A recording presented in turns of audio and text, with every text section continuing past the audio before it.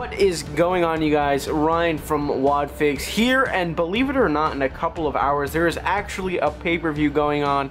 We've got Battleground, the SmackDown Live exclusive pay-per-view. I gotta say, with this whole pay-per-view thing happening twice a month, it really does sort of take its toll on the pay-per-view, and I think the impact it actually holds. It really does feel like, as of late, especially Great Balls of Fire just happening, they're happening way too often, and they don't feel as special. Luckily though, SummerSlam actually isn't for another month, so hopefully the next couple weeks we get some interesting television on both Raw and SmackDown. The card isn't really looking too crazy, your regular SmackDown brand pay-per-view card. Nothing really too crazy going on. There are a couple interesting things going on, like the main event, of course, the return of the Punjabi prison match, which is pretty interesting.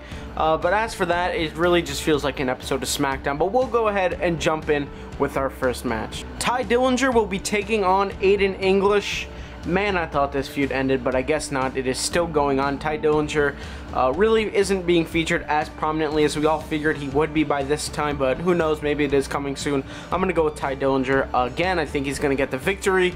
Hopefully they can do something soon with him. If they are coming to a close with AJ and Owens, maybe they throw Tye Dillinger in the United States picture. I don't know if they do a triple threat or what they do with him. I don't really know if he's going to even have a prominent match at SummerSlam or something, but I'm going to say Tye Dillinger gets the victory. And similar to this past week on SmackDown Live, Sami Zayn will be taking on the recently debuted Mike Kanellis, who will be, of course, with his lovely wife Maria. And I say once again, the power of love will win, and Mike will get the victory. I think Maria's going to interfere, do something like she did on SmackDown, for Mike to get the victory on Sami Zayn. And SummerSlam's coming up, and there are a lot of people that I think are going to be either left off or put on the pre-show or not doing something interesting, and I really hope Sami Zayn isn't one of those guys. Then we've got a women's Fatal 5-Way. I don't have a Tamina figure, but it is Tamina, Natalya, Becky Lynch, Lana, and Charlotte, with the winner, I believe, facing Naomi at SummerSlam. This is actually kind of hard to decide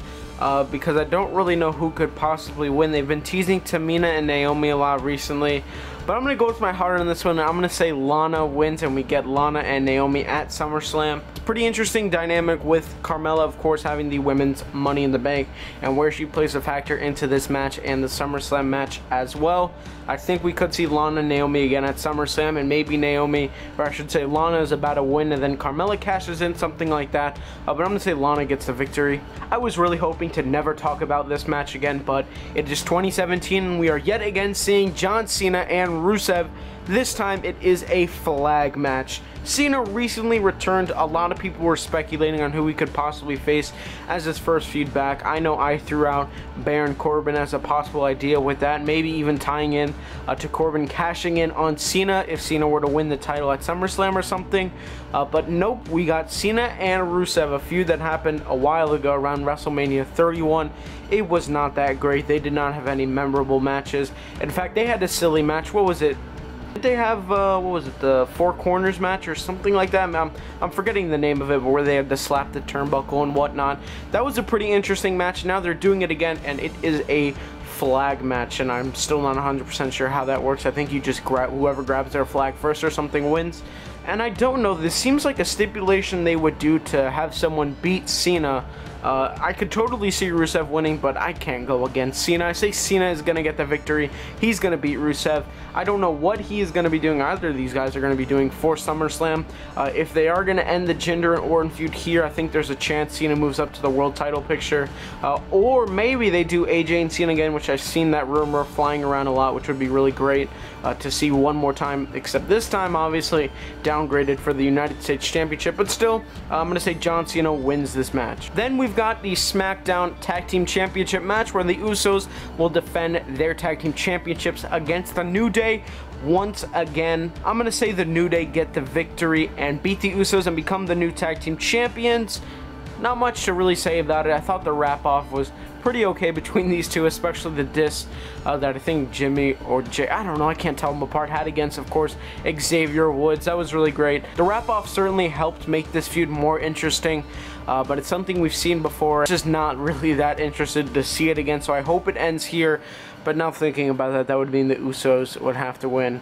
because they're going to have the rematch clause. I don't know. I think the New Day is going to win. Then we have the United States Championship match, and personally the match I'm most looking forward to on the entire show for the second SmackDown pay-per-view. And again, AJ Styles will be defending his United States Championship against Kevin Owens. It was no mistake that they put the United States Championship on AJ at MSG all of a sudden out of nowhere. That was not a mistake.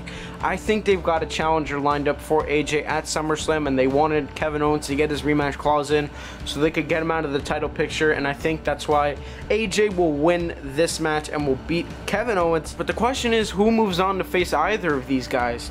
Maybe they do a non-title feud between Owens and Dillinger, like I mentioned earlier with Dillinger, the United States Championship picture. Maybe they add Nakamura into this feud, or they just do AJ and Nakamura at SummerSlam, although I feel like that's way more fitting for WrestleMania. And just like I mentioned a little bit a while ago, maybe it's Cena and AJ. There's definitely a lot they could do with the United States Championship. These are both two competitors that can have a great match with almost everybody on the roster, so there's definitely a lot of options for them. AJ Styles, though, I think is going to retain, and it will probably be the end of this feud, which I think has been pretty good so far.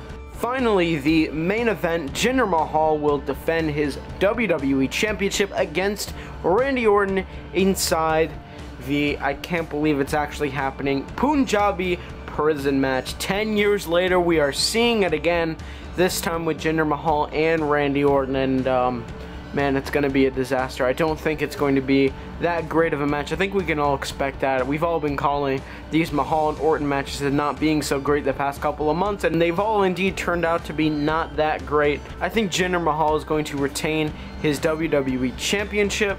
I've been sort of pitching SummerSlam scenarios for all of the guys, mainly and girls on this card, and I'm not really sure where either of these guys really go into, especially Orton if he's not fighting for the world title, because I think Cena is probably going to move up to the world title picture, and that leaves Orton maybe somewhere else. I'm not sure. Maybe he faces AJ actually at SummerSlam for the US title. I'm not really sure though, and I'm not really looking forward to whatever they're going to do soon with Jinder, and I hope this is not a long-term title reign for him.